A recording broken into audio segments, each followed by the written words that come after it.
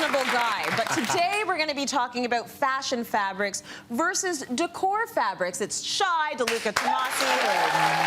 Good morning. Full of information always. Thank you. Now, people will say to you, why? Why would fabrics that are upholstery grade cost so much more than fashion fabrics, and why is that? Yeah, exactly. So, you know, I'm in the stores all the time, and people will come up to me, our viewers, and be like, why is this tweed, or why is this leather, or why is this fabric more expensive if it's an upholstery grade as opposed to a fashion grade? Right. And it's really simple if you think about it. So if you think about what you're using the fabrics for, or what their intended use is, yes. When we're sitting on a chair, so look at the mannequin next to you. Yeah. We've done 3 mannequins here in 3 types of fabric, and those same types of fabric are then on the chairs in front. So Trace, in front of you, you have the linen, and then the linen chair. We have the tweed here, tweed chair, leather jacket, leather chair. Yes. Now feel the weight of the dress that's next to you. It's a gorgeous dress. It's beautiful, but it's very light. Do you want to sit on it?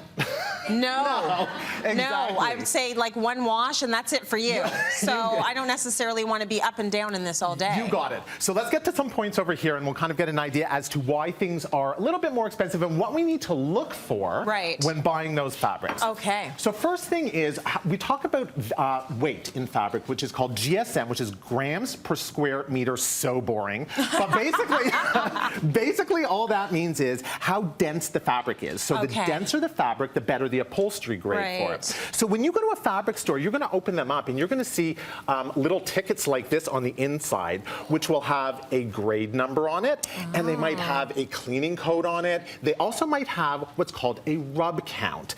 Now, the rub count is going to be the most important thing that you're looking for in an upholstery grade fabric. And what is a rub count? I don't know. What is it? So a rub count basically means how abrasive or how the abrasion quality of a fabric is, meaning that they have a big machine that kind of rubs a piece of fabric, rubs it, and sees how many rubs it can take before it starts to wear. But what does that mimic? What is it? Like, why are we doing it? So I'm actually going to show you what it means. So I'm going to need you to give me a little countdown. I'm going to actually go over here. Excuse my backside, people. No, we like it. But basically what happens is a rub count, so a machine is when we sit on a piece of furniture, a rub count is swipe right, swipe right, swipe right, swipe right. Thank you. Wait, there's more. There's more. Okay, so however many of these you do, however many of these you do, how long you can sit on the chair. Now that's a single rub count. What about a double rub count? Okay. So a double rub count is, instead of going left each time, you're going to go left and right. And left and right. And left and right. Very important. Okay, so a double rub count then, is this a material that's a little bit more durable then? It's going to have more durability to it. So the next time I see you guys in the stores, I want to see you doing that. You better if I don't see you rubbing your bum on it, then you're not doing it right. Okay, let's talk about synthetic versus natural. Yes. This is a big one because a lot of people will say, well, you know, synthetic, I know for allergies, is natural better? So it's really important for allergies to know what you're allergic to, first of all. Most often, natural fibers are going to be better for allergies rather than synthetic. However, the thing to keep in mind about natural fibers, especially if it's something like a silk, is that if you leave it in the sun over time, it starts to fade and eat away. So it's really important to make sure that you understand what the fabric is and where you're placing it in your home. Now, how can you combat that? You can absolutely back fabric. So what is a backed fabric? If you look, for example, over here, this fabric, the way that we see it in the front, is the same way that we see it in the back, just the reverse color. Right.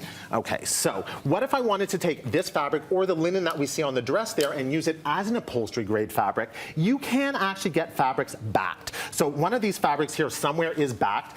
Basically, and what does it mean? Does that mean that there is a, so is there's this almost backed? Like, no, so there's almost like a, basically what it is you wouldn't be able to tell. It almost looks like a white backing on the back side. But what that is a man-made material, which they will back the fabric with, and that'll make it a lot more durable, and then you don't have to worry again about it being a fashion grade as opposed to, excuse me, an upholstery grade. Okay, got it. Now, I'm sure that depending on the durability, the rub factor, all of these things, the price goes up. Absolutely. So when you're looking at it, and we'll go back again to where it says over here the grade. So when you see the grade grade, the higher the grade, the more, all it means is that more expensive it's going to be. Okay. So grades are different in different showrooms, so you have to know kind of what your starting point is, and then as you go up, you know. Right. Now, let's move from a second for fabrics, and we can talk about leathers, because this is a big one that people don't really understand. Okay. So when you think about a leather, you think about a hide. It's a full hide that comes off the animal, and that is going to be your highest quality leather that you're going to get for upholstery.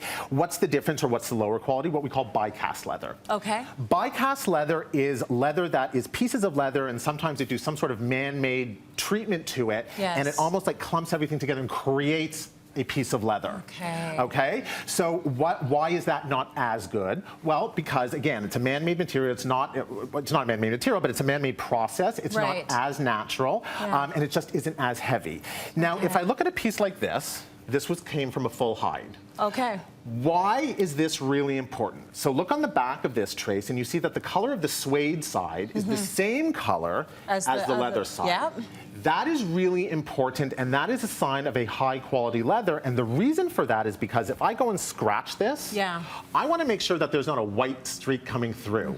And oftentimes with the less expensive leathers, you'll find that what they do is they almost just color the front and not the back. Got it. And it just makes it a lot less durable in terms of if you're sitting on it and you scratch it, like I say, or something like that happens to it. And a lot of people are going to a material like that because they definitely want it to be low maintenance. Absolutely. That's what we did with the kids. You know, you can spill your juice on that. Do it. It's okay. Do it. It's wanted. That's right. It's made for that. It is very good information. Thank you for that, especially the bub rub. Bub rub. The bum rub. I'm I like telling you, that. I better see you doing it in the stores.